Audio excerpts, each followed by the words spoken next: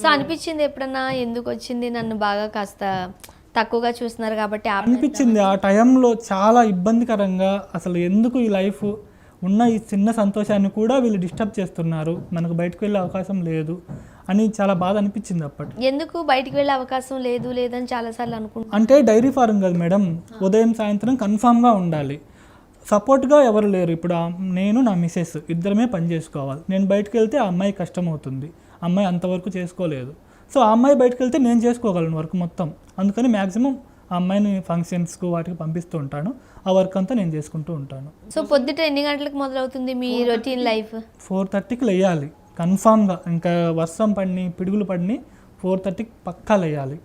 9 వరకు సాయంత్రం, అంటే మధ్యలో ఖాళీ ఉంటుంది, వర్క్ ఉంటుంది 9 వరకు. అంటే ఎట్లా ఉంటుంది లేవడం? అంటే ఆవులు గేదెలు ఉన్నాయి. 4:30కి లేచి వాటికి వాటర్ పెట్టి పాలు తీస్తాము. 5:30కి ఆ వర్క్ కంప్లీట్ అయిపోతుంది.